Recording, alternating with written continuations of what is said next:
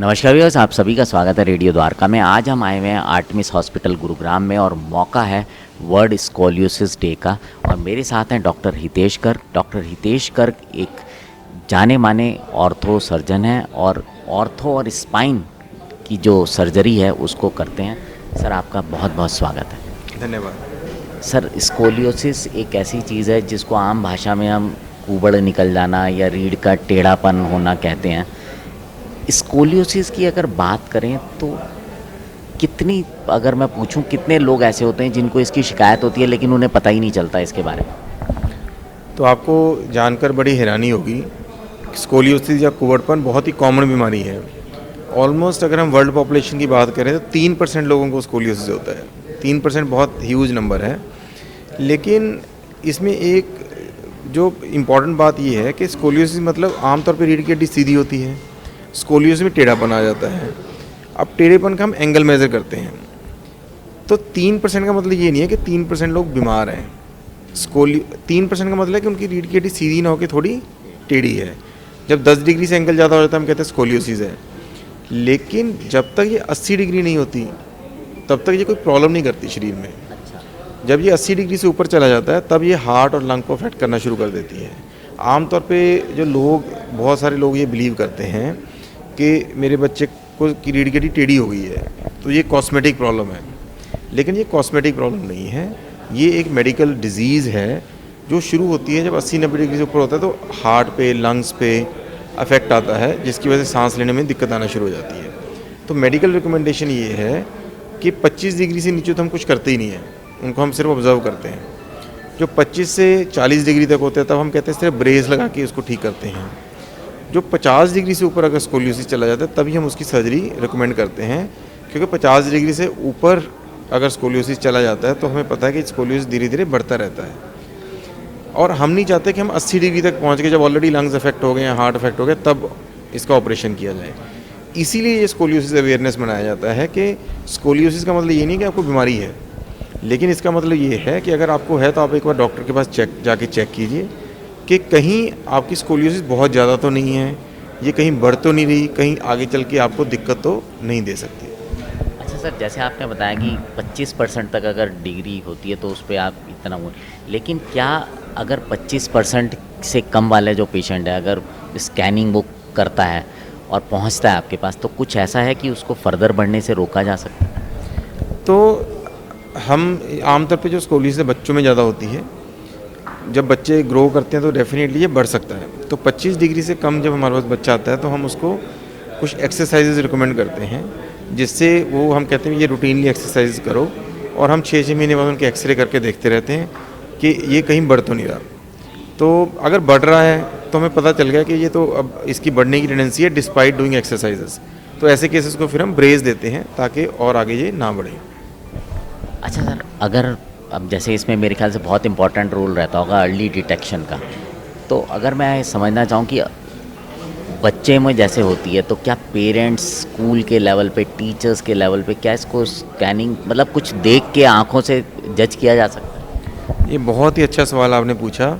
In fact अगर हम America की बात करें, वहाँ तो स्कूल स्क्रीनिंग प्रोग्राम चलता है। तो वहाँ पे सारे बच्चों को एवरी 6 मंथ जो स्कूल टीचर हैं वो स्क्रीन करते हैं और पेरेंट्स को भी एजुकेट किया जाता है। इंडिया में भी हम कोशिश कर रहे हैं कि स्कूल स्क्रीनिंग प्रोग्राम चलाया जाए। इसमें बड़ा सिंपल है कि आप अपने बच्चे को आगे झुकने को बोलें।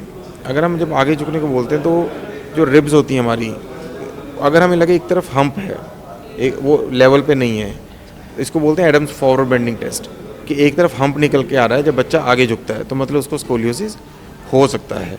इसके अलावा अगर किसी को लग रहा है कि उनके बच्चे के कंधे लेवल पे नहीं हैं या हिप्स लेवल पे नहीं है या कमर थोड़ी टेढ़ी लग रही है, तो ये कुछ और साइन होते हैं जिससे हमें जल्दी पता चल सकता है कि कहीं बच्चे को स्कोलियोसिस तो नहीं है, विजिबली देखे जा सकते हैं। अच्छा सर, अब आता हूँ मैं उस बात पे कि जो बहुत ज़्यादा सीवियर केसेस आते हैं, आपने ब्रेसिंग भी की या कोई आपके पास बहुत लेट आया बहुत ज़्यादा स्थिति पर, तो उस केस में क्या उपचार रहता है, क्या ट्रीटमेंट रहता है?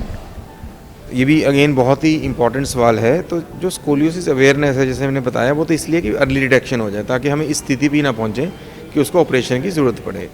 अब 50 डिग्री एंगल पहुंच जाता है और हमें लगता है कि ये स्कोलियोसिस पीछे बढ़ रहा है, तो हम कहते हैं भी इसकी सर्जरी कराओ, क्योंकि 50 डिग्री पे सर्जरी क्लोज टू 99% सेफ होती है। तो 50 डिग्री, 55 डिग्री, 60 डिग्री, 65 डिग्री पे ये सर्जरीज बड़ी स्मूथ होती हैं, ऑलमोस्ट 99% सक्सेस रेट इनका रहता है। जब एक बार 80 डिग्री से ऊपर चला जाता है तो डेफिनेटली हार्ट और लंग्स अफेक्ट होते हैं, तो थोड़ा रिस्क बढ़ जाता है। लेकिन आजकल हमारे पास टेक्नोलॉजी इतनी एडवांस हो गई है कि इवन 120, 130 डिग्री पे ये सर्जरीज 95% से ज़्यादा सक्सेसफुल हो गई हैं।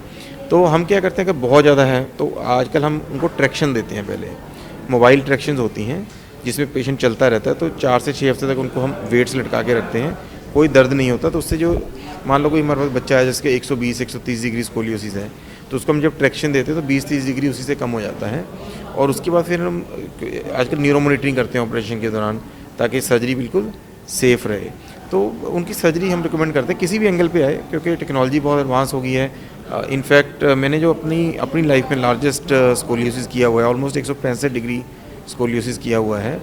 तो लेकिन हम ये नहीं चाहते कि 165 डिग्री तक पहुँचे, लेकिन अगर पहुँच गया है तो भी इसका ऑपरेशन ज़रूरी है, क्योंकि अगर हम नहीं करेंगे तो ये और बढ़ता जाएगा। और फिर मेरे ख्याल लाइफ थ्रेटनिंग भी हो जाता है। हाँ बिल्कुल, स्कोलियोसिस यही हम सबको बताते हैं कि ये कॉस्मेटिक प्रॉब्लम नहीं है, ये टेढ़ापन को सीधा करने वाली दिक्कत नहीं है। ये नहीं कि टेढ़ेपन को सीधा करना है दिखने के लिए, ये एक मेडिकल डिजीज़ है।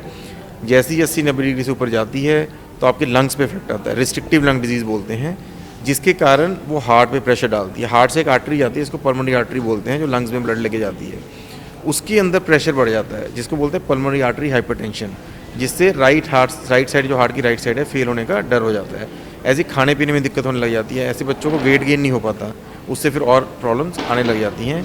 आपको जानकर बड़ी हैरानी होगी, जब कोविड चल रहा था तो काफ़ी इलेक्टिव प्रोसीजर, जो इलेक्टिव सर्जरी थी, बंद कर दी गई थी all over the world. Scoliosis surgery तभी बंद नहीं की गई थी, कारण ये था क्योंकि ये लाइफ सेविंग सर्जरी है, ये कॉस्मेटिक सर्जरी नहीं है। क्योंकि अगर हम इसको वेट करते रहे, जितना लेट करते जाएंगे बढ़ती जाएगी, उतने कॉम्प्लिकेशन रेट बढ़ जाता है।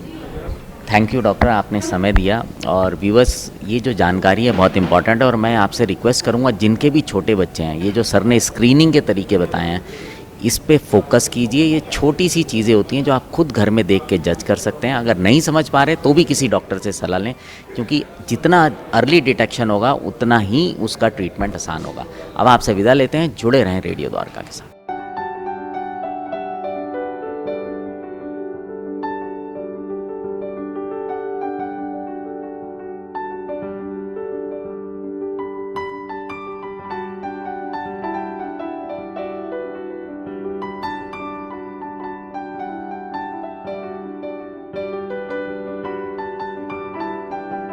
अगर हम देखें तो ये दोनों कंधे लेवल पे हैं। अगर इसको स्कोलियोसिस होगा तो इस तरह से कंधा एक तरफ उठ जाता है, या फिर हम उनको आगे झुकने को बोलते हैं। जैसे इनको हम आगे झुकने को बोले तो अगर हम देखें तो ये दोनों साइड बराबर हैं।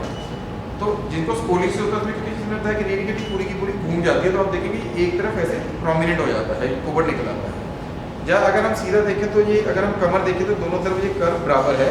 जिनको स्कोलियोसिस होता है उनमें एक तरफ ऐसे बाहर की ओर निकल आता है और एक तरफ ज़्यादा अंदर चला जाता है। या हिप्स होते हैं, हिप्स जो है ये ऊपर नीचे हो जाते हैं ऐसे, इस तरह से। तो अगर ये चारों में कोई भी साइन है तो इसका मतलब बच्चे को स्कोलियोसिस हो सकता है।